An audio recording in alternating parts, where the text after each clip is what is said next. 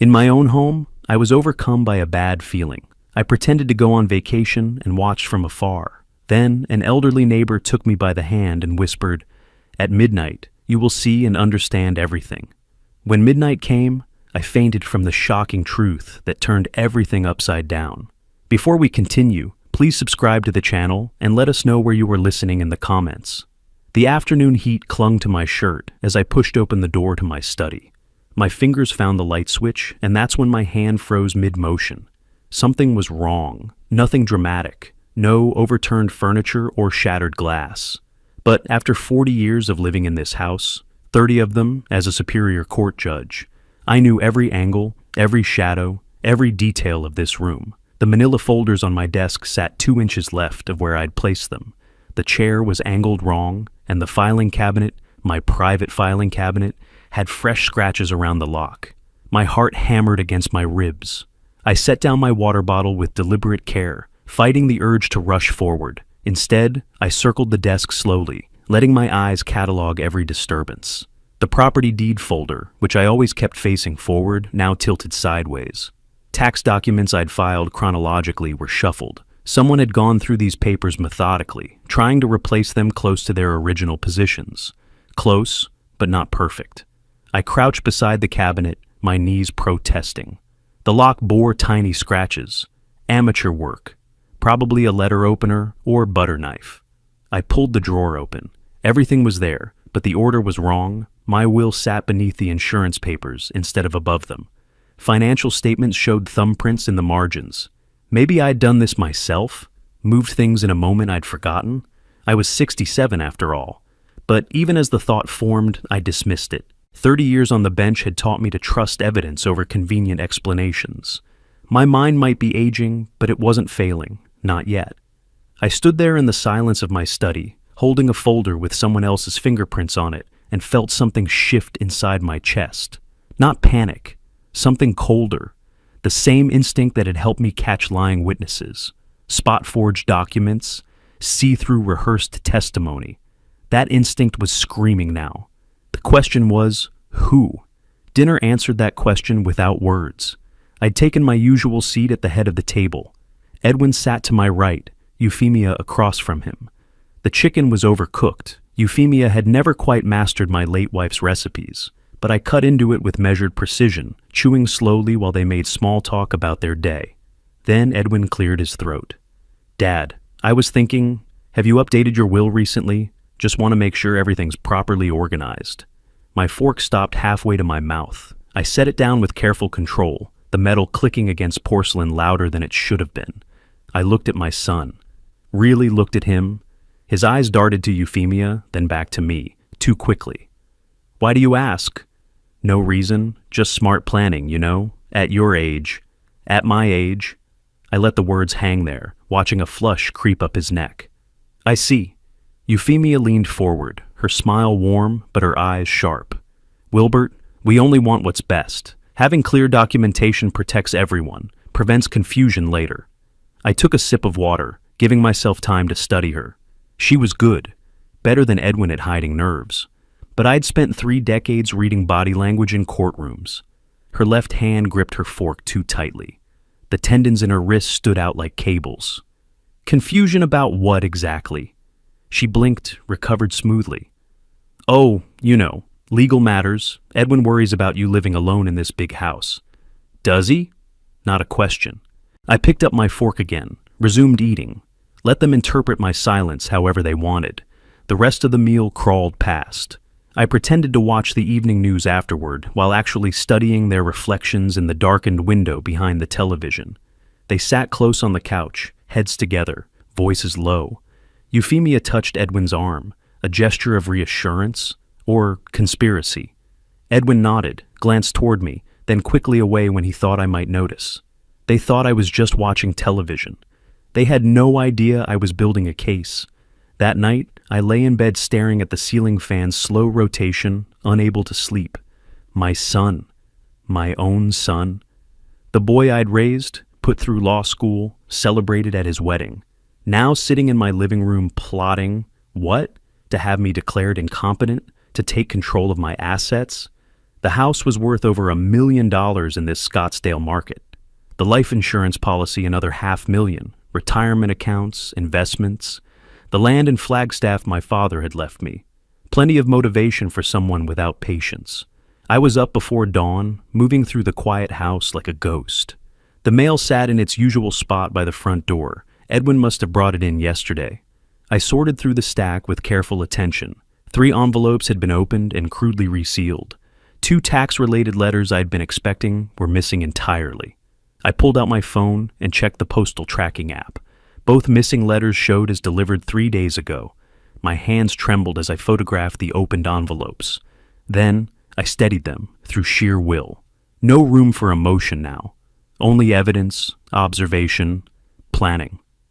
Back in my study, I stood before the violated filing cabinet and let the rage wash through me. Then, I locked it away, deep where it couldn't interfere with clear thinking.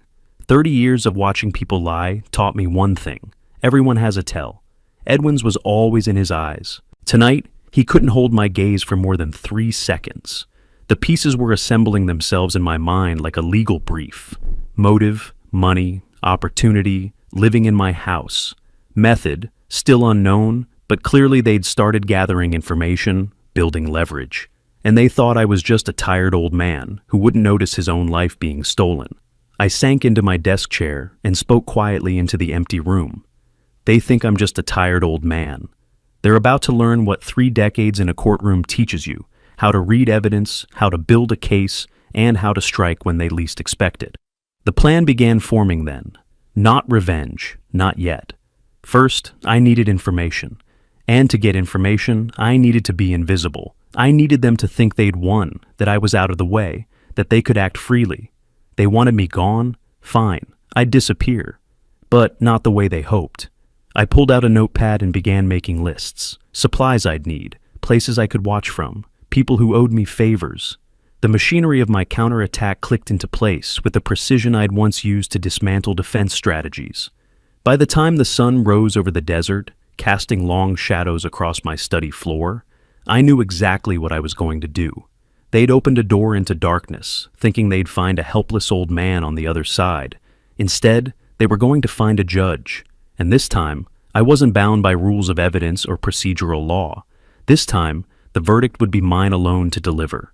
2 days of planning, 2 days of playing the oblivious retiree while making careful preparations. Now, sitting at the breakfast table with Edwin and Euphemia, I was ready to set the trap. I buttered my toast slowly, took a deliberate sip of coffee, then set the cup down with casual precision. I've been thinking, that Grand Canyon trip we always talked about, I'm going to do it. 2 weeks, starting today. Edwin's fork clattered against his plate. Today? That's sudden. I shrugged, reaching for the jam. I'm retired. No time like the present. Your mother always wanted to see it. Figured I'd finally do it for her. The emotion in that last sentence was calculated, true enough to be believable, strategic enough to deflect suspicion. I watched them process it, saw the glance they exchanged, too quick, too loaded with meaning. Euphemia recovered first, leaning forward with manufactured warmth. That's wonderful, Wilbert. You deserve a break. Don't worry about anything here. Don't worry about anything here. The words hung in the air like a confession. I nodded slowly, studying my plate as if considering logistics rather than reading her face. She was already planning. I could see it in the way her fingers drummed once against the table, an unconscious gesture of impatience barely suppressed. You sure you're okay driving alone? Edwin asked, trying to sound concerned. Long trip for... He trailed off, realizing the trap he'd walked into. For someone my age, I let a sharp edge creep into my voice, watching him flinch. I didn't mean... I know you didn't, son. I softened deliberately, giving him an exit. I'll be fine. Been driving these roads for 40 years. The relief on his face was almost painful to witness. My own son, grateful I wasn't going to make this difficult for him, grateful for the opportunity to rob me. I spent the morning moving through the house with methodical precision, performing the role of enthusiastic traveler, hiking boots from the closet, camera equipment, maps of the Grand Canyon spread across the dining table, each item chosen for authenticity. But buried among the tourist supplies, I packed other things. Binoculars, good ones, with night vision capability. My old case notebook, still half full of blank pages, a small digital camera, the tools of investigation hidden beneath the costume of leisure. At lunch, I spread the map across the table and traced my planned route with one finger while they leaned in with feigned interest. I'll take Route 17 north, probably stop in Flagstaff the first night, then west to the canyon. Sounds perfect, Euphemia said, her eyes following my finger. But she wasn't looking at the route, she was looking at me, measuring, calculating how long I'd be gone. 2 weeks should be enough, I continued. Maybe I'll extend it if the weather's good. Been so long since I just existed somewhere without obligations. Take all the time you need, Edwin said too quickly, too eagerly. The afternoon heat was brutal as I loaded the truck. 108 degrees, the kind of Scottsdale summer day that made the air shimmer. I moved slowly, partly for effect, partly because my back genuinely protested. Cooler with ice and water, camping chair, sleeping bag I wouldn't need, but they'd expect to see. Edwin came out to help carry the heavier items. I led him, watching how his movements were stiff with guilt and anticipation warring inside him. When everything was loaded, I turned to face him. He moved in for a hug, and I held him for a moment, feeling how rigid his embrace was. Take care of things here, I said quietly into his shoulder. We will, Dad. We will. Euphemia waited by the door, and I accepted her kiss on my cheek. Her perfume was expensive, newer than I remembered, sharper. Purchased with anticipated money. The thought was acid in my mind, but I kept my face neutral, even warm. Enjoy yourself, Wilbert. You've earned this. I climbed into the truck, started the engine. They stood on the porch waving, their smiles too bright, their enthusiasm too sharp. As I pulled away, I watched them in the rearview mirror. The moment they thought I couldn't see anymore, their faces changed. Edwin's arm went around Euphemia's waist. She said something that made him laugh. They were celebrating. 20 miles east, not north. The Desert Inn Motel sat off Highway 87, the kind of place that took cash and didn't ask questions. I checked in under the name James Morrison, a defendant I'd once acquitted, long dead now, but whose details I still remembered. The clerk barely glanced at me. The room was exactly what I expected. Thin carpet, air conditioner that rattled, television bolted to the dresser. I sat on the edge of the bed and waited for darkness. 3 hours. I ate a sandwich I'd packed, drank water, tried to nap but couldn't. My mind was already back at my house, imagining what they were doing. Had they started already? Were they in my study right now, going through everything with no need for caution? The sun finally sank below the desert horizon at 7:30, painting the sky orange and purple. I waited another 2 hours until full darkness settled. Then I drove back. Different route this time. Side streets I knew from decades of living in this neighborhood. I parked 3 blocks away, in the shadows beneath a eucalyptus tree, and walked carefully through the warm night. My knees protested, but I ignored them. The vacant house across from mine had been for sale for 6 months. I'd walked past it dozens of times, noted the lockbox on the front door, memorized the code from the realtor's sign, 4732. My fingers found the buttons in the darkness, and the box clicked open. The house smelled of dust and abandonment, that particular emptiness of a place waiting to become someone's home. I moved through it without lights, letting my eyes adjust, finding the front bedroom with its clear view of my own house. Every window over there blazed with light, both cars in the driveway. I set up my camping chair, unfolded it with a soft whisper of fabric and metal, pulled out the binoculars, raised them to my eyes, and there they were. Through my own living room window, I could see Edwin pacing. Euphemia sat on the couch, phone pressed to her ear. Animated conversation I couldn't hear, but could read in her gestures. She was coordinating something. Someone. My heart didn't race. My hands didn't shake. Instead, I felt that same cold clarity that used to descend during complicated trials when all the pieces finally aligned. The transformation was complete. I was no longer the target, no longer the victim being positioned and manipulated. I was the hunter now, and they had no idea I was watching. I adjusted the focus on the binoculars, settling in for a long night. 30 years I'd spent watching criminals from the bench, parsing truth from lies, justice from manipulation. Never thought I'd be watching them from an empty house across from my own home. Never thought one would be my own son. But here I was. And whatever they were planning, whatever they thought they'd get away with while I was gone, I was going to see every move, hear every word, document every crime. They wanted to write me out of my own life? Fine. I'd let them write the whole story. And then I'd show them what happens when you try to con a judge. I raised the binoculars to my eyes, focused on my own living room window, and waited to see who my son and daughter-in-law really were. 3 days of watching had left its mark. Empty coffee cups lined the windowsill of the vacant house. Fast food wrappers filled a plastic bag by the door. My back ached from the camping chair, my eyes burned from hours behind binoculars, but my mind stayed sharp. I'd documented every visitor, every light switched on or off, every movement through those windows across the street. But I hadn't seen enough, not yet. Edwin and Euphemia moved through my house with increasing confidence, but whatever they were planning remained just beyond my ability to capture it. Then I heard footsteps on the porch. My hand shot toward my phone, ready to call the police and explain my presence before someone else did. The door opened slowly. I turned, rehearsing excuses, and froze. Georgiana Elliott stood in the doorway, her slight frame silhouetted against the afternoon sun. She wore a cream cardigan despite the heat, sensible shoes, her silver hair pulled back in a neat bun. But what stopped me wasn't her appearance, it was the expression on her face. No surprise, no confusion, just calm recognition. "I've been watching you watch them, Wilbert." My throat tightened. "Mrs. Elliott, what are you doing here?" She stepped inside, closing the door behind her with the familiar ease of someone who'd done this before. "Same thing you are, discovering the truth." "I don't know what you mean." The denial came automatically, judicial habit. Never confirm what you don't have to. She moved to the window, stood beside my chair, and pointed toward my house with one thin finger. "That window, second floor.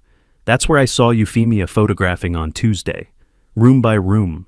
Very thorough." My hands clenched around the binoculars. "You've been watching my house?" "I've been watching your house for 40 years, Wilbert. We've been neighbors that long." She pulled a small notebook from her cardigan pocket, opened it to reveal neat handwriting, dates, times. "A man came Tuesday afternoon, business suit, leather briefcase, stayed 40 minutes. I leaned forward despite myself. What did he look like? 40s maybe, dark hair, professional. He came again Thursday morning. Edwin let him in both times." "You're certain?" Her eyes met mine, sharp and clear. "I may be old, but my eyes work fine." I stood, backing away from the window, trying to reclaim control. "This isn't your concern. Your family is robbing you blind," she interrupted, her voice matter of fact. "That makes it everyone's concern." The words hit like a verdict I'd been avoiding. "You don't know that, don't I?" She gestured at my surveillance setup, the binoculars, the notepad, the camping chair positioned for hours of watching. "Then why are you hiding in an empty house watching your own home?" The silence stretched between us. Outside, a car passed. Inside, the air conditioning unit rattled. Finally, I asked the only question that mattered. "What did you mean about midnight?" Georgiana turned back to the window, her profile sharp against the light. "They think you're far away. They're getting comfortable. Tonight, they'll make their move." "How can you be sure?" She tapped her notebook with one finger. "Patterns. Tuesday and Thursday, the man came during day. Yesterday, Edwin carried boxes to garage after dark. They're building towards something.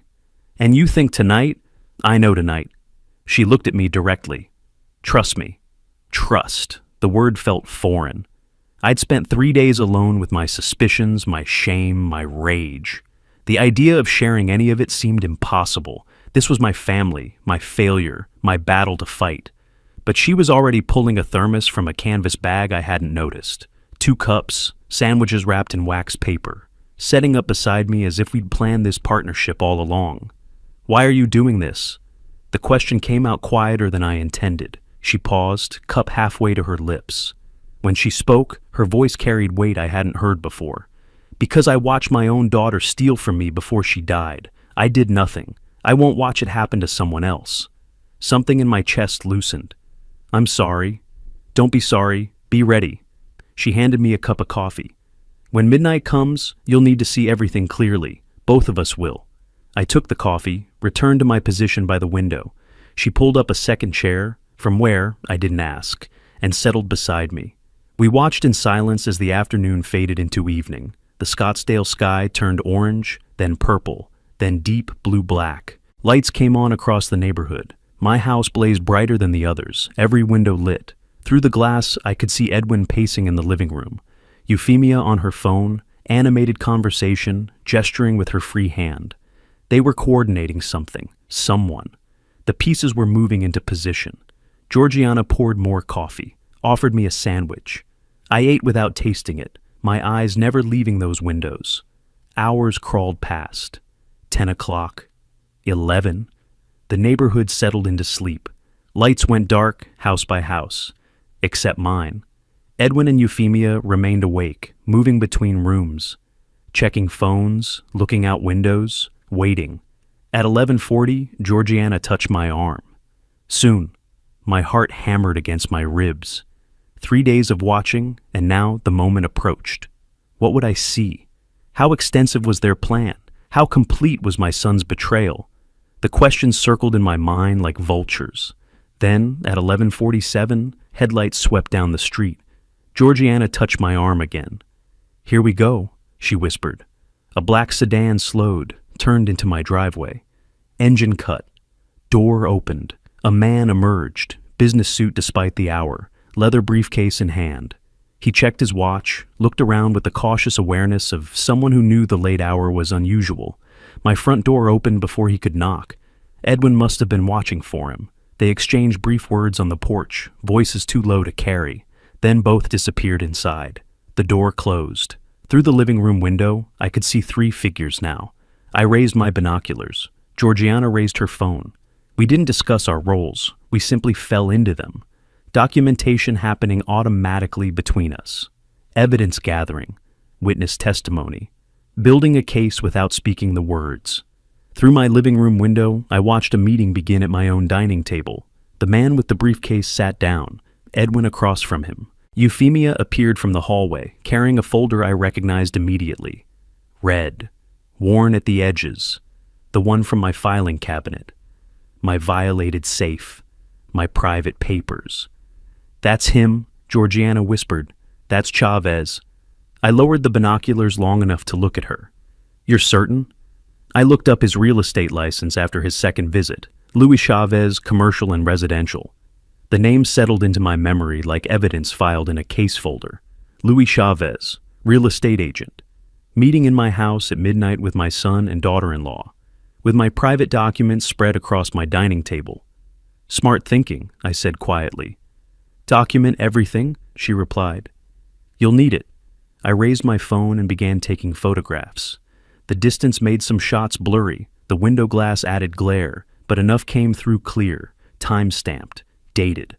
Proof that this meeting happened, that these people gathered, that my papers changed hands without my knowledge or consent.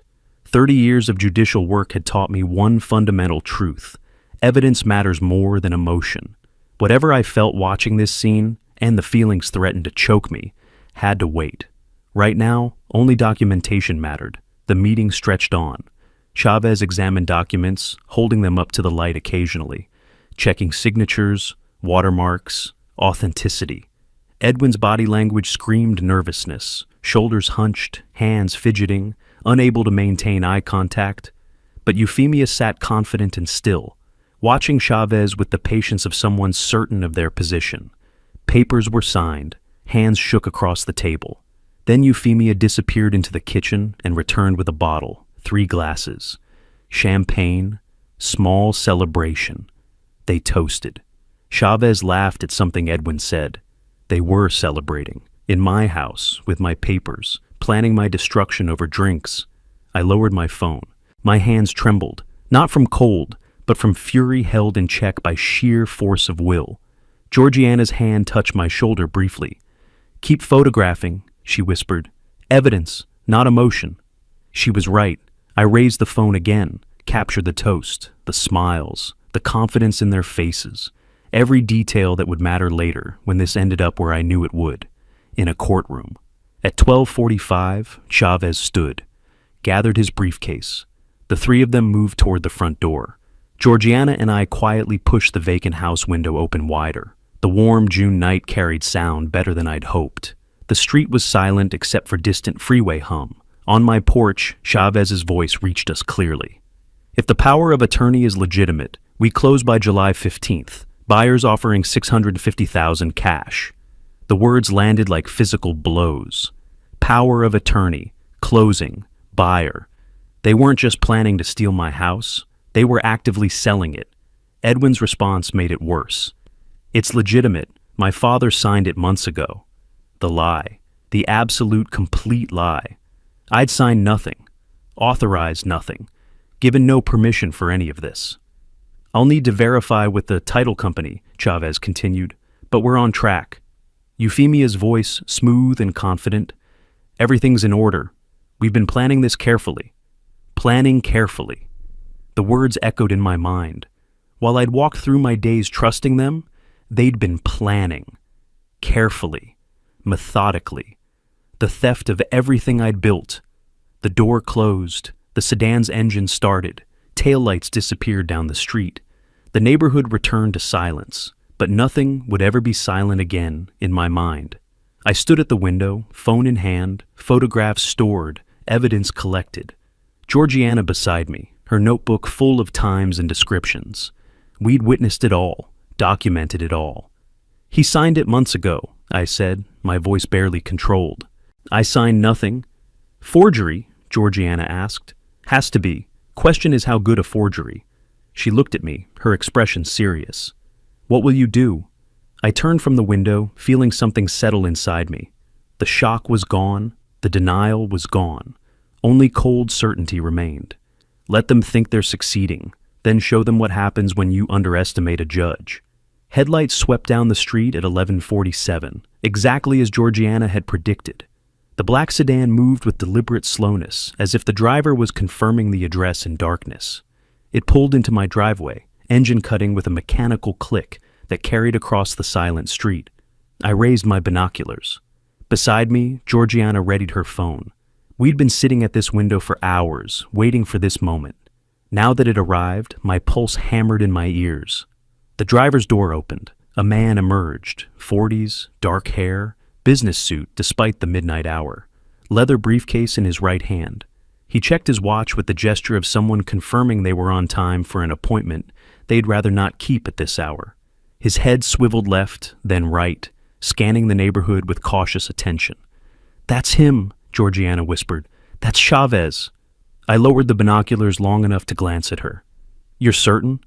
I looked up his real estate license after his second visit. Louis Chavez, commercial and residential. The name filed itself in my memory like a case citation. Louis Chavez. Real estate. Midnight meeting. The pieces were connecting, forming a picture I'd been dreading but needed to see completely. "Smart thinking," I murmured, raising my phone to photograph the license plate. Georgiana wrote down the number in her notebook without my asking. We'd fallen into an unspoken partnership, me capturing images, her recording details in precise handwriting. My front door opened before Chavez reached the porch. Edwin must have been watching from inside, waiting. They exchanged words I couldn't hear from this distance, just brief syllables and nods. No handshake. This was business, not social. Edwin stepped aside, Chavez entered, the door closed behind them. Through the living room window, I could now see three figures. I adjusted the binoculars, bringing the scene into focus. They were moving toward my dining table. Chavez set his briefcase down. Edwin pulled out chairs. Euphemia appeared from the direction of my study, and my stomach clenched. She carried the red folder. "That folder," I said, my voice hollow. "The red one. That's from my safe." Georgiana leaned closer. "What's in it?" "Property deed, original will, financial documents. Everything they'd need to steal it all." The words tasted like ash. I raised my phone and began photographing. The distance challenged the camera, about 60 yards across the street, and the window glass added glare, but enough images came through clear. Chavez sitting at the head of my dining table. Edwin to his right, posture stiff with tension even from here. Euphemia laying documents across the surface with organized precision. This was really happening, in my house, at my table, with my papers. Georgiana wrote continuously in her notebook. Time, 11:52 p.m. Subjects, 3 visible through front window. Documents, multiple papers spread on dining surface. Activity, apparent business meeting. Her nursing background showed in the clinical precision of her observations.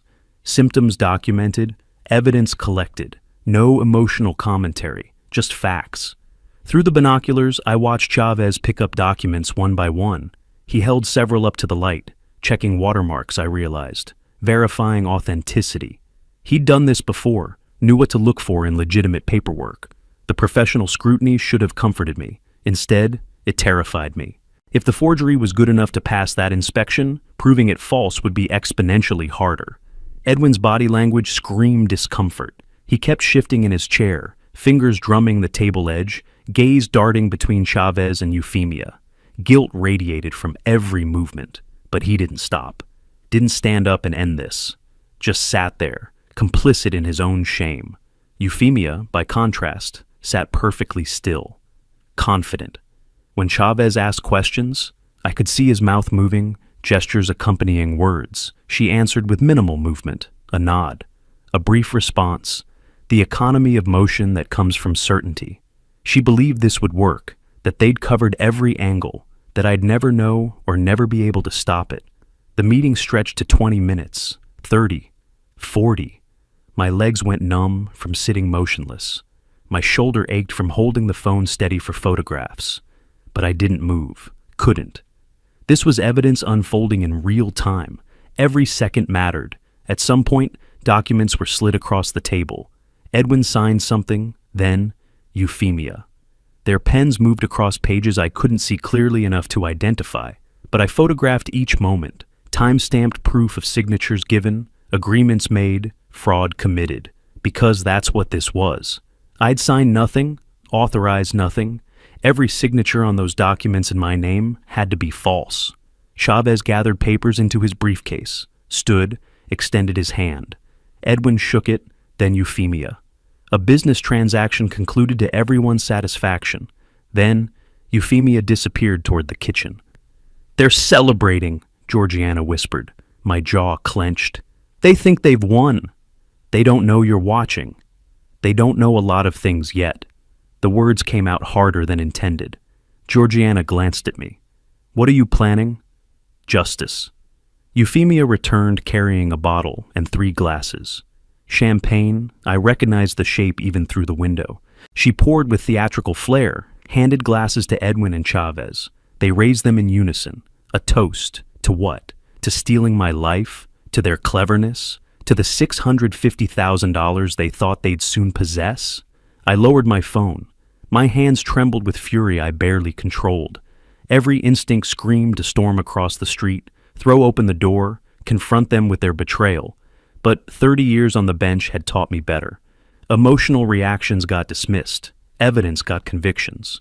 Right now, I needed evidence more than satisfaction. "Keep photographing," Georgiana's voice reached me through the red haze. "Evidence, not emotion." I raised the phone again. Captured the champagne toast, the smiles. Chavez laughing at something Edwin said.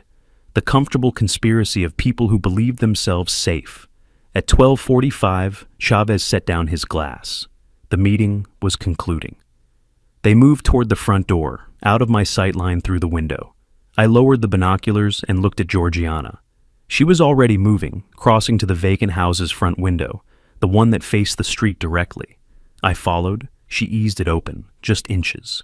The warm June night flowed in, still 90 degrees even at this hour, carrying the scent of heated pavement and desert creosote. The front door of my house opened. They stepped onto the porch, Chavez first, briefcase in hand, then Edwin and Euphemia behind him. The porch light illuminated them clearly, 50 yards away now, closer than before. In the silent neighborhood, their voices carried. "If the power of attorney is legitimate, we close by July 15th. Chavez's voice, professional and businesslike. "Buyers offering $650,000 cash." The words hit me like verdict reading. Power of attorney, closing date, cash sale. They weren't just planning, they were executing. This was real, active, already in motion. "It's legitimate." Edwin's voice trying for confidence but landing somewhere near desperation. "My father signed it months ago." The lie, The absolute complete lie. I'd signed nothing. No power of attorney, no authorization to sell, no permission for any action regarding my property. The document had to be forged. The question was whether it would fool the title company. "I'll need to verify with the title company," Chavez said, answering my unspoken question. "But we're on track." Euphemia's voice cut through, smooth and certain. "Everything's in order. We've been planning this carefully." Carefully. The word echoed in my mind. While I'd walked my neighborhood, read my books, trusted my son, they'd been planning, carefully, methodically, probably for months. The break into my study hadn't been the beginning. It had been part of an operation already well underway. Handshakes exchanged, brief goodbyes. Chavez walked to his car, started the engine. Taillights glowed red as he backed down the driveway, then disappeared down the street. Edwin and Euphemia remained on the porch a moment, watching him go. Then they turned to each other. Edwin said something I couldn't hear. Euphemia laughed, a sound that carried clearly in the night air, musical and triumphant. They went back inside. The door closed. Lights in the living room went dark. They were going to bed. The night's work complete. Tomorrow they'd wake up one step closer to stealing everything I'd built. I stood at the open window, phone in hand, photographs stored, dozens of images, time-stamped evidence. Georgiana beside me, her notebook filled with precise observations. We had documentation, witnesses, proof. But documentation wasn't enough. I needed to understand the full scope. Know every player, map every move before I struck back. "He signed it months ago," I said quietly, testing the words. "I signed nothing." "Forgery?" Georgiana asked. "Has to be. Question is how good a forgery. If it passes the title company's verification, proving it false becomes exponentially harder. What will you do?" I turned from the window, feeling the last traces of shock burn away. What remained was cold clarity, judicial focus. 3 decades of processing evidence, building cases, finding truth in testimony and documents. All of that experience condensed into single purpose now. "Let them think they're succeeding," I said. "Let them believe I'm still in Arizona, somewhere looking at canyon views. Let them take every step they've planned. I'll document it all. Then, when they think they've won, I'll show them what happens when you try to con a judge." Georgiana nodded slowly. "You'll need a lawyer, someone who specializes in this." "I have someone in mind, Marcus Webb, practiced before me for years. He owes me for going easy on his drunk driving case." "When will you act?" "Not yet. Not until I have everything. They mentioned July 15th closing. That gives me 3 weeks to build an airtight case." I looked back toward my house, now mostly dark except for the porch light. "They're going to close, sign all the papers, accept the money, then I'm going to take it all away and send them to prison for it." Georgiana was quiet for a moment. Then, "You know what this means. You'll have to prosecute your own son." The words hung between us. I'd been avoiding that truth, keeping it at the edges of my consciousness. But she was right. This path led to criminal charges, fraud, forgery, theft. If I saw this through, Edwin would face prison time, my son. The boy I'd raised, taught to ride a bike, put through law school, stood beside at his wedding. I looked at Georgiana, and when I spoke, my voice was steady. He made his choice when he decided to steal from me. I'm making mine when I decide to stop him. She nodded once, accepting that. "What do you need from me?" "Keep watching when I can't be here. Document anything unusual. Be ready to testify if it comes to that." "I can do that." We stood together in the darkness of the vacant house, 2 old people watching the night reclaim silence. Across the street, my home sat still. Inside, my son and his wife slept peacefully, confident in their plan. They had no idea their celebration was premature. The judge was back in session, and court was about to begin. Dawn broke over the desert, orange light spilling through the motel room's thin curtains. I sat on the edge of the bed, still dressed from the surveillance, phone in my hand, displaying photographs from the midnight meeting. Beside me, Georgiana's notebook lay open to her precise observations, times, descriptions, Luis Chavez's words captured in her neat handwriting. I hadn't slept, couldn't. My mind kept circling back to those overheard phrases. 650,000, July 15th. Power of attorney. Edwin's voice saying, "My father signed it months ago." The lie echoed in my skull like a gavel strike, but knowing they were selling wasn't enough. I needed to see the documents themselves, understand the architecture of their deception. A case built on observation alone was weak. I needed the smoking gun, the forged signature, the fraudulent paperwork, the proof that would withstand scrutiny in any courtroom. I stood, poured cold coffee from the pot I'd made hours ago, and began planning. 3 days. I spent 3 days studying their patterns from my surveillance position across the street. Edwin left for his downtown office every morning at 8:30, like clockwork. Euphemia went shopping on Tuesdays and Thursdays. Scottsdale Fashion Square, usually gone at least 2 hours based on when her SUV returned. Today was Thursday, July 6th, my window of opportunity. I watched from my pickup truck parked 2 blocks down, baseball cap pulled low. Edwin's silver sedan backed out of the driveway at 8:27. Routine, predictable. 43 minutes later, Euphemia's black SUV followed, her sunglasses catching the morning light as she checked her reflection in the rearview mirror before driving away. I waited 10 more minutes, long enough to be certain they wouldn't return for forgotten purses or phones. Then I drove to my own house, parked in the driveway like I belonged there, because I did, and pulled out my key. The lock turned smoothly, my own house, my own door, yet my hands trembled slightly as I pushed it open. Inside, the air conditioning hummed. The television played quietly in the living room, creating the illusion of occupancy probably. I stood in my own foyer, feeling like an intruder, and the wrongness of that sensation hardened something in my chest. The guest room, my former guest room, had been converted into Edwin's temporary office. I'd seen him working in there through the windows during surveillance. Now I opened the door and stepped inside. The desk held the usual debris of modern work: laptop, papers, coffee-stained notepad. I opened drawers systematically: financial statements, work documents, insurance papers. Then the bottom drawer, and there it was. The red folder from the midnight meeting with Chavez. It wasn't even locked, just sitting there, buried under some manila envelopes, as if they'd grown so confident they didn't bother hiding it properly. The arrogance of it made my jaw clench. I spread the contents across the desk surface. Power of attorney document dated May 20th. My signature at the bottom. Except it wasn't my signature. Close. Very close. Someone had studied my handwriting carefully.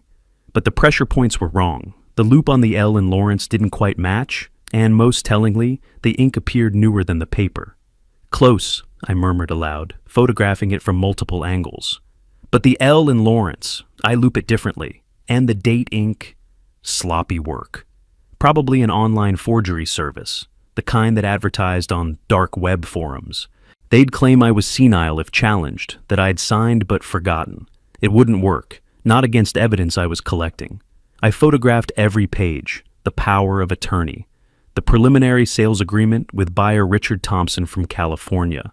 Closing date, July 18th, not the 15th, Chavez had mentioned, I noted, 3 days later. Purchase price confirmed, $650,000, cash sale. Then, as I was about to replace everything, printed pages slipped from between 2 folders, email correspondence. I almost missed them. The first line froze me in place. "Marcus, once the sale closes, I'll have my half, $325,000, enough to start over." I read standing there, phone forgotten in my hand. Euphemia's emails to someone in Los Angeles. Plans detailed with brutal efficiency. After closing, she'd take the children, leave Edwin, move to California, where this Marcus person waited. Edwin believed they were buying a new house in Scottsdale together. He had no idea she was abandoning him the moment money transferred. Edwin thinks we're buying a house here. He has no idea I'm leaving. My son was being used. Tool, disposable means to an end. The realization should have brought satisfaction, evidence of karma, perhaps. Instead, it just deepened the hollow ache in my chest. Betrayal all the way down. Him betraying me. Her betraying him. Everyone using everyone. But it didn't change anything. He'd chosen this path, made his decisions. That he was also a victim of manipulation didn't absolve him of his actions against me. I photographed the emails, every page, every damning word, then carefully replaced everything exactly as I'd found it. The folder back in the drawer, angled the same direction. The emails between the manila envelopes. The desk surface cleared of any trace of my presence. Walking through the house one final time, I let myself look at it properly, built 30 years ago. Every corner familiar. The kitchen where I'd taught Edwin to cook eggs. The living room where we'd watched football games. The hallway where pictures still hung. My late wife's smile. Edwin's graduation. Family vacations that now felt like they had happened to different people. Memories poisoned by present betrayal. I left through the back door, cut through the neighbor's yard to where my truck waited 2 blocks over, and drove back to the motel without looking in the rearview mirror. In the motel room, I spread everything out. Phone connected to laptop, transferring photographs. Georgiana's notebook cross-referenced with my new evidence. The picture was complete now. Not just suspicions or observed meetings, but documentation. Proof. The kind that survived appeals and cross-examination. I called Georgiana from the truck, voice steadier than I felt. I have everything, documents, evidence, proof of forgery. You went inside? Her concern was immediate. My house, my evidence. They're selling it July 18th. A pause. Then, what's your next move? I stopped being reactive. Time to build a prosecution. After hanging up, I sat alone in the motel room with photos displayed across the laptop screen, the forged signature, the sales agreement, Euphemia's emails planning her escape, Edwin's temporary office that screamed of someone living in liminal space, preparing for a future he didn't realize would never arrive. They'd wanted to play games with a judge. Fine. Court was now in session. I opened a legal pad and began making lists. Steps needed. Evidence to gather, legal professionals to contact. This wasn't about emotion anymore. This was about building an airtight case, the kind I'd spent 30 years constructing from the bench. And I never lost cases where evidence was this clear. I stared at the forged signature on my screen, at the careful but flawed reproduction of my handwriting, and felt the last traces of pain burn away into something colder, purer. They'd made me the hunter. Now they'd learn what that meant. Tomorrow I'd begin building the legal fortress that would crush them. Tonight, I organized evidence and planned strategy with the precision of someone who'd done this for 3 decades. Let them think they still had time. Let them believe the closing would happen smoothly. Let them pack their bags and count their anticipated money. The trap works best when prey doesn't see it until too late. I stared at my laptop screen until the photographs blurred together. Evidence, forgery, betrayal. The words had become clinical, detached from the personal devastation they represented. This was better. Emotion clouded judgment. I needed the clarity that came from treating this like any other case that crossed my bench. Except this time, I was plaintiff, investigator, and judge rolled into one. The legal pad beside the laptop filled with notes as I researched Arizona real estate law, trust structures, forgery penalties. Coffee cups accumulated on the nightstand. Outside, the desert sun climbed higher, but in the motel room, I barely noticed. This was what I'd done for 30 years, build legal cases so airtight they suffocated opposition. By evening, I had my strategy. The next morning, I dressed in a full suit for the first time since this began. Navy blue, conservative tie, polished shoes. Looking in the bathroom mirror, I saw Judge Lawrence returning. Not the confused homeowner, not the devastated father, the man who'd presided over hundreds of trials, who'd built a reputation on meticulous preparation and devastating cross-examination. I packed my evidence folder in a briefcase and drove into Central Scottsdale. Margaret Chen's notary office occupied a small storefront between an insurance agency and a coffee shop. I'd known her 15 years through the court system. She handled document verification for countless cases. Professional, discreet, thorough. She looked up from her desk as I entered, recognition followed by concern crossing her face. "Wilbert, I heard you were traveling. Change of plans." I sat across from her and slid a handwritten affidavit across the desk. "I need this notarized and filed." She read it slowly, eyes widening slightly. When she looked up, questions hovered unspoken, but she asked none of them. "This states you never signed a power of attorney?" "Correct. Never executed one, never authorized anyone to act on my behalf regarding my property." "If someone's using forged documents..." "That's exactly what's happening," I interrupted. Her expression shifted from concern to something harder, professional outrage maybe. This creates legal record. You understand the implications? I'm counting on the implications. She typed the official version, had me sign under oath, applied her notary seal with deliberate precision. The stamp's thud sounded like a gavel strike. She printed multiple copies, one for me, one for her records, one for the county recorder. This is serious, Wilbert. I know. She handed me the certified copies, and our eyes met. 30 years of mutual respect compressed into that moment. She wouldn't ask questions I couldn't answer. I wouldn't explain more than necessary. The document spoke for itself. Foundation laid. From the notary, I drove directly to Desert Vista Bank. The marble lobby felt overly cold, air conditioning fighting the July heat. Thomas Burke, branch manager, rose from his desk when he saw me. We'd known each other 20 years. He'd handled my accounts since he was an assistant manager fresh out of business school. Wilbert, thought you were at the Grand Canyon. Shortened the trip. I settled into the chair across from his desk. I need to place a formal hold on any real estate transactions involving my property. His expression shifted immediately to professional concern. Transaction hold requires significant cause. Attempted fraudulent sale. Documents with forged authorization. He frowned, fingers already moving toward his keyboard. You're certain? 30 years as judge teaches you to recognize forged signatures. I'm certain. He typed rapidly, paused to read something on screen, typed more. Hold placed immediately. No transfers without you physically present, photo ID verified, verbal confirmation recorded. He printed the confirmation, stamped it with bank seal, handed it across. Sorry you're dealing with this. I took the paperwork, feeling another wall slide into place. Appreciate the quick action, Thomas. Always. He shook my hand firmly. Let me know if you need anything else. Second barrier erected. After a quick lunch I didn't taste, I drove to Northwest Scottsdale, to the office of Catherine Morrison, trust and estate attorney, expensive but necessary. I'd researched her credentials the night before, 15 years specializing in asset protection, excellent reputation, no connection to Edwin or Euphemia that might compromise discretion. Her office was all polished wood and leather furniture, the kind of place that announced competence and cost. She listened to my carefully edited explanation, concerned homeowner wanting asset protection. No mention of family, no details about forgery. Just a man who wanted his property secured. Irrevocable living trust is your best option, she said after I finished.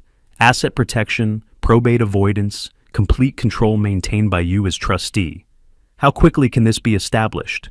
I can draft it today, file with the county by end of business. She opened her laptop, fingers flying across keys.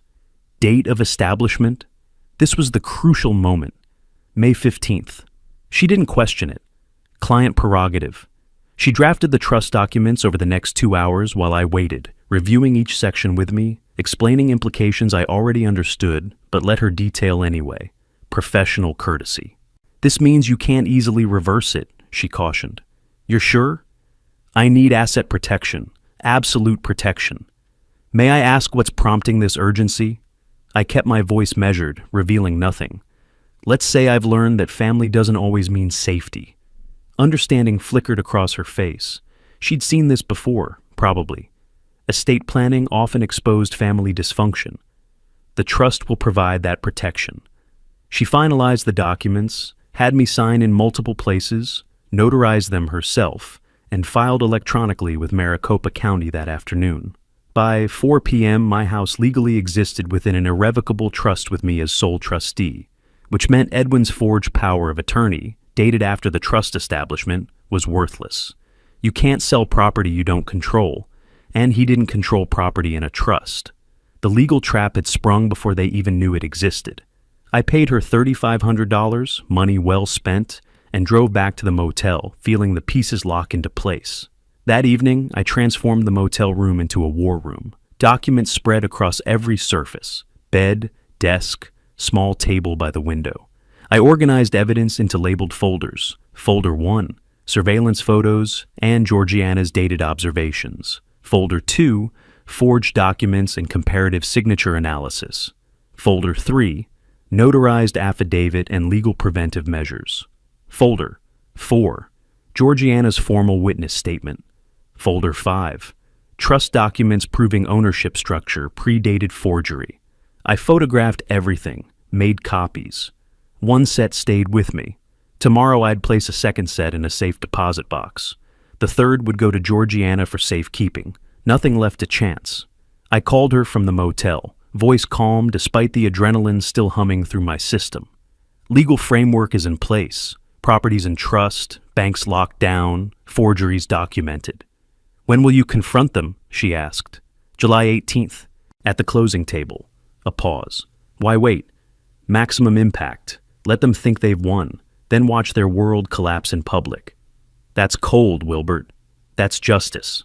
After we hung up, I sat surrounded by evidence folders, staring at the organization I'd created. Prosecution files, everything labeled, cross-referenced, time-stamped. The kind of preparation that destroyed defendants. They chose deception, I said quietly to the empty room. Forgery, theft from family. I paused, staring at the photo of the forged signature on my laptop screen, the careful but flawed reproduction of my handwriting, the arrogance of thinking they could fool me. I choose law, evidence, consequences they can't escape. I closed the folder with finality, feeling something settle in my chest. Not peace, not satisfaction, just cold certainty. 12 days until closing. 12 days until they walked into the room thinking they'd won, only to discover every document they'd forged, every lie they'd told, every dollar they'd counted had been anticipated, documented, weaponized against them. The legal fortress was complete, unbreachable, devastating. Now, I just needed to go home and watch them walk into it. Tomorrow, I'd return from my vacation. Let them think they still had time. Let them relax into false confidence. Let them believe the hard part was over. The trap works best when prey doesn't see it until too late. And I'd spent 30 years learning exactly how to set traps that never failed. My pickup truck turned into the driveway on July 14th, just after 2 in the afternoon. The Arizona sun blazed overhead, same as always. The lawn looked freshly watered, edges trimmed with precision. My house sat exactly as I'd left it 2 weeks ago, except everything was different now. I knew what lived inside those walls, the planning, the betrayal, the midnight meetings and forged documents. I knew, and they didn't know I knew. That imbalance of information was the final weapon in my arsenal. Through the windshield, I watched the front curtain twitch. Someone had seen me arrive. Good. Let them panic while pretending everything was normal. I grabbed my suitcase from the truck bed, moved slowly toward the door like any tired traveler returning from a failed vacation. My keys fumbled slightly, calculated clumsiness. The lock turned. I pushed the door open and called out, "I'm home. Trip didn't work out." Edwin appeared from the kitchen within seconds, his face frozen in surprise before muscle memory forced a smile into place. "Dad? You're back early. Everything all right?" Behind him, Euphemia descended the stairs, her eyes calculating distances and timelines. 4 days early, not what they'd planned, but the closing was still scheduled for Friday. They still thought they had time. I set down my luggage with exaggerated weariness. Altitude got to me, headaches, figured I'd be more comfortable here. That's too bad. Euphemia's voice carried perfect false sympathy, but probably smart to come home. I looked around my own living room, as if seeing it fresh. Good to be back. Miss my own bed. They exchanged a glance, quick, loaded with meaning I pretended not to catch. Relief mixed with recalculation. I shuffled toward my study, saying I needed to check mail, and they let me go. Inside the study, I scanned quickly. Everything appeared untouched, though I knew they'd rifled through it weeks ago. The filing cabinet lock still bore scratches from their break-in. I ran my finger over the damage, memorizing details for future testimony, then returned to the living room. That evening's dinner became psychological warfare. Edwin launched his attack disguised as concern. "Dad, I've been meaning to mention, you seem a bit forgetful lately." I paused mid-bite, fork suspended, set it down with careful precision. Forgetful how? Little things, misplacing items, confusion about dates. Euphemia leaned forward, voice dripping support. "It's natural at your age. Maybe see a doctor, just to be safe." My hand slipped into my pocket, found my phone, pressed record. Every word would be captured now. "I suppose I have been a bit scattered." "Nothing to worry about." Edwin's relief was visible. Just want you taken care of. I saw what they were building, the foundation for their defense when the forgery was discovered. Old man didn't know what he was signing. Dementia, confusion, cognitive decline. They were creating their escape route, not realizing they were actually constructing evidence of consciousness of guilt.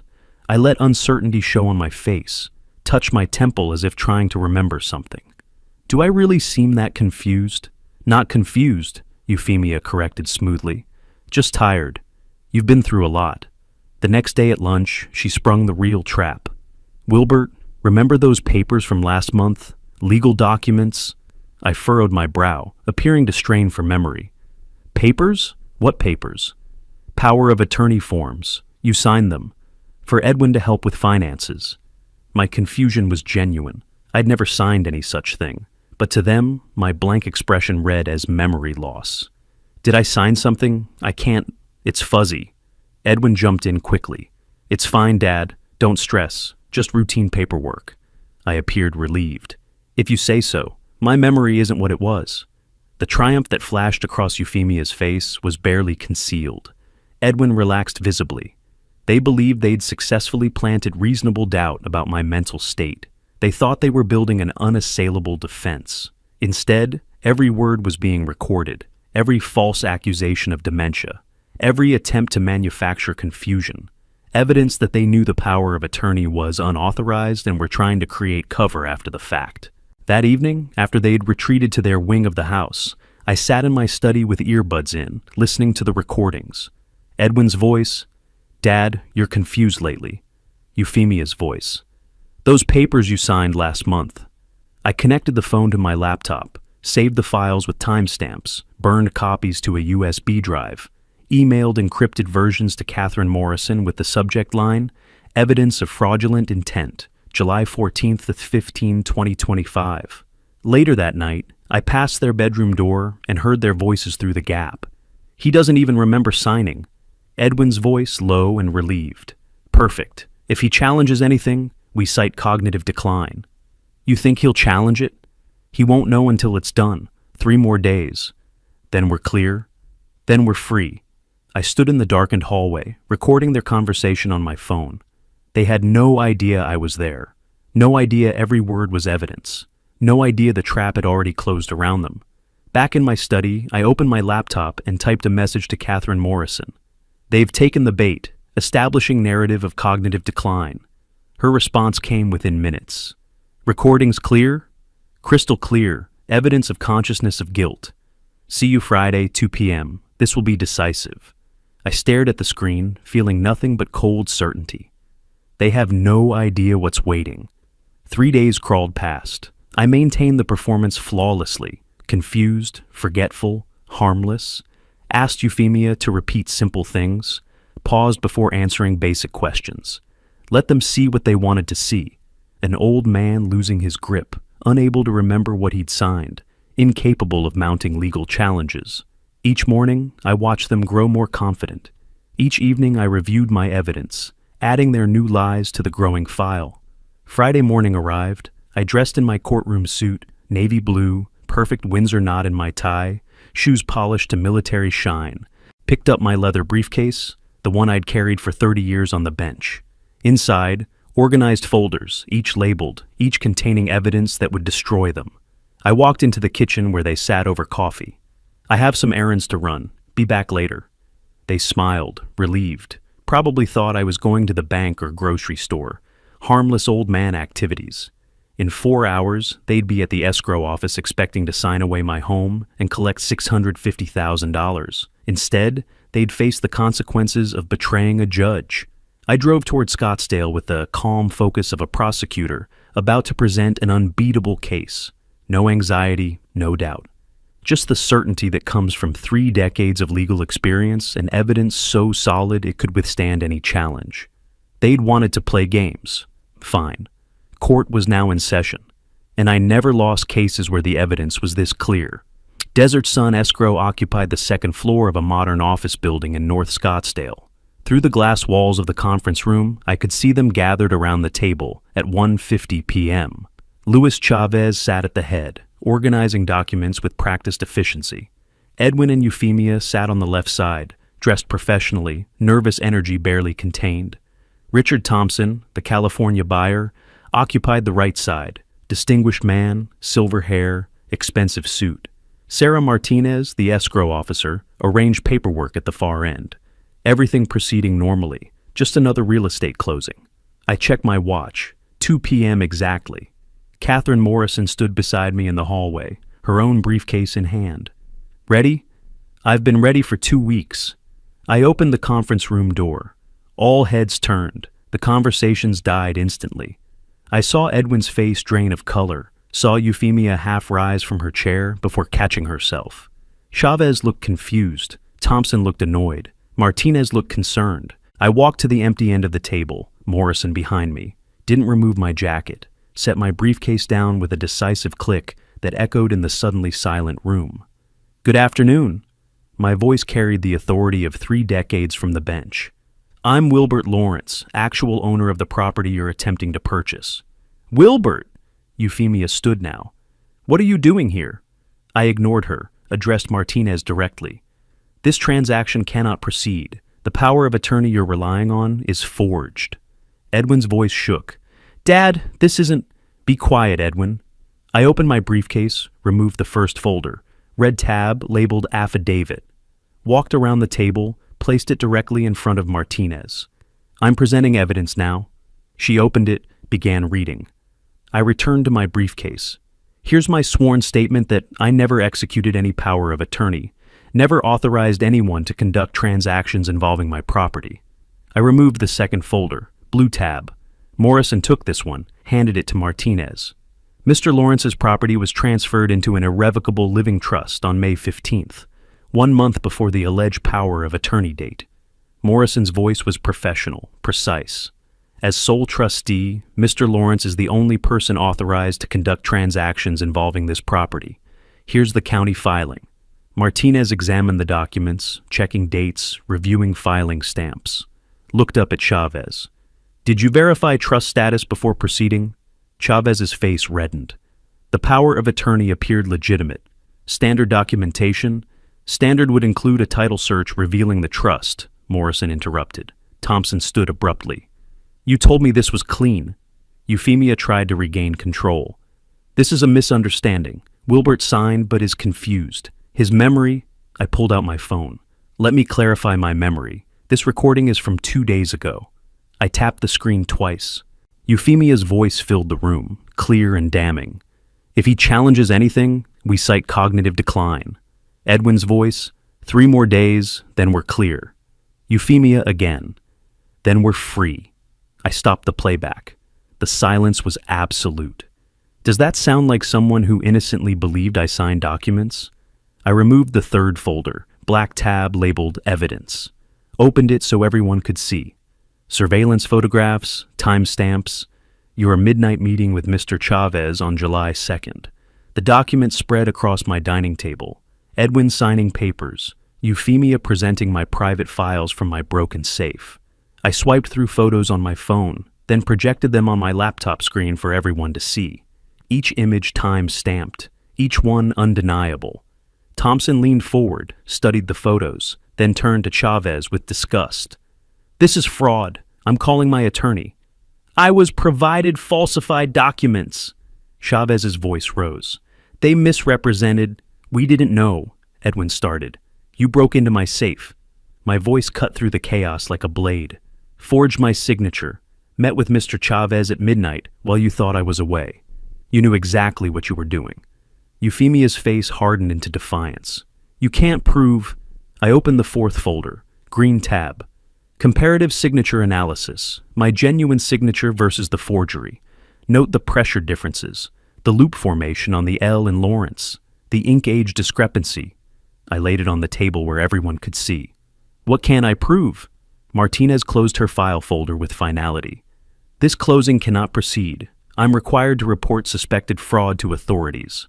Thompson was already gathering his things. Chavez, you assured me the documentation was verified. I'll be speaking with my attorney about your negligence. Edwin found his voice finally. Dad, please, we can fix this. Just talk to us. I began collecting my folders, returning them to my briefcase in perfect order. I spent 30 years determining consequences for people who broke the law. That doesn't change because you're my son. I'm still your family." I paused, looked at him directly across the table, held his gaze until he looked away. "You stopped being my family when you tried to steal my home. Now you're just defendants." I closed my briefcase with the same decisive click as opening, looked at Martinez. "You'll have my cooperation with any investigation." To Thompson, "I apologize you were drawn into this." Morrison opened the door. I walked through it without looking back. Behind us, voices erupted. Recrimination, panic, blame shifting. Edwin called my name once. I didn't turn around. In the elevator, Morrison spoke quietly. "That was devastating. That was justice. What's next?" "Police station to file criminal complaints, then the bank to secure new accounts, then home to change the locks." I watched the floor numbers descend. They're not welcome anymore. The elevator doors opened to the lobby. Bright Arizona sunlight poured through the glass walls. I walked out into it, Morrison beside me, feeling lighter than I had in weeks. The house was mine again. The battle was won. Now came the consequences they had earned. I climbed into my truck, set the briefcase on the passenger seat, and pulled out of the parking lot. In my rearview mirror, I could see the office building receding. Inside that conference room, their world was collapsing, plans destroyed, money gone, criminal charges looming. I'd spent 30 years on the bench teaching that actions have consequences. That justice, while sometimes slow, eventually finds its mark. That betrayal of trust, especially family trust, carries the heaviest penalties. Today, Edwin and Euphemia had learned that lesson in the hardest way possible. I drove toward the police station, my evidence folders organized and ready. This wasn't revenge. This was accountability. This was the law working as designed, protecting those who couldn't protect themselves, punishing those who thought they were clever enough to escape consequences. They'd underestimated a judge. That was their first mistake. Thinking I wouldn't fight back was their second. Now they'd spend years learning from both.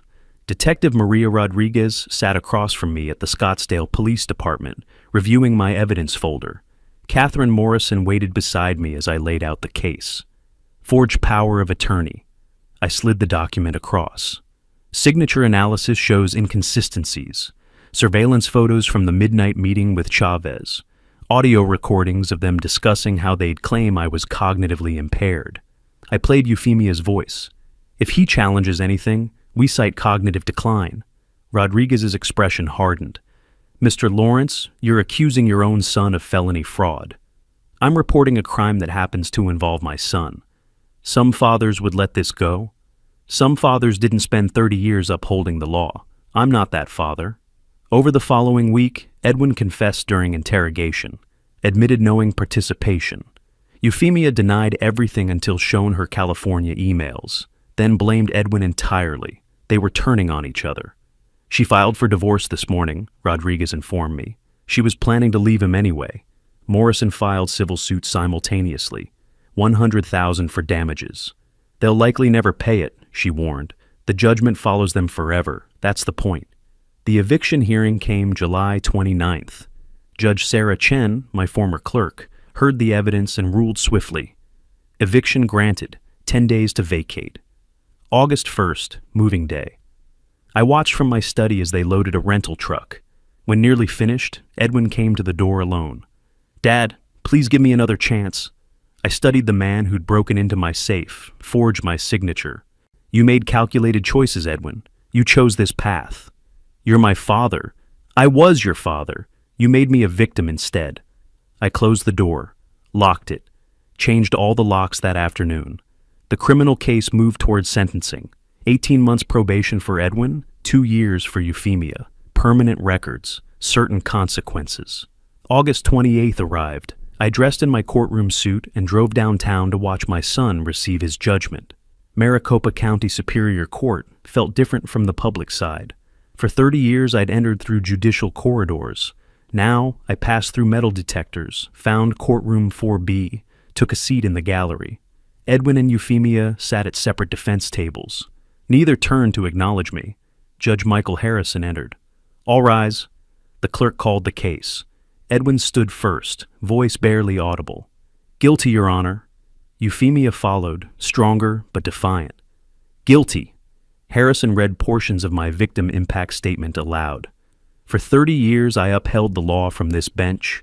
They broke into my safe, forged my signature, attempted to steal my home while I slept under its roof. The relationship doesn't excuse the crime, it makes it worse. The silence was absolute. This court takes family fraud seriously, Harrison continued. You exploited trust, forged documents, attempted to steal from someone who'd given you shelter. He consulted his notes. Edwin Lawrence, 18 months supervised probation, 200 hours community service, $15,000 fine, $50,000 restitution. Euphemia Lawrence, 2 years probation, 300 hours community service, $25,000 fine, $50,000 restitution, 5-year ban from real estate. The gavel came down. I walked out without looking back. On the courthouse steps, Georgiana waited. Justice prevailed?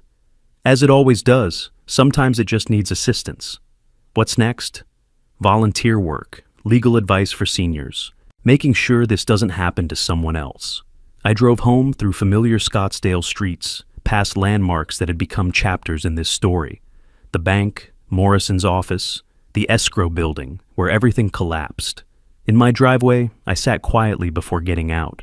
30 years on the bench. Never thought my own son would stand where defendants stood. He'd had every advantage: education, support, integrity modeled daily. He chose greed instead. I'd chosen justice. That was the difference between us. Some fathers would have forgiven him, preserved the relationship at any cost. But that would have made me a victim. I hadn't survived 30 years in courtrooms by accepting victimhood. I walked to my door. New locks, empty rooms, peace restored. Would Edwin contact me again? Probably not. I'd lost my son. That hurt. It would always hurt, but I'd kept my dignity, my home, my self-respect. Justice isn't always kind, but it's always right.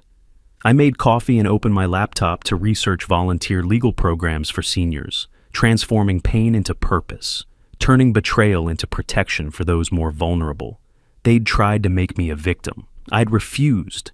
That refusal, that was the real victory. Some bonds are sacred, some betrayals are unforgivable, and that's okay. The house was quiet, mine alone now, safe, defended, home. If you like this story, please like this video, subscribe to the channel, and share your impressions of this story in the comments. To listen to the next story, click on the box on the left. Thank you for watching.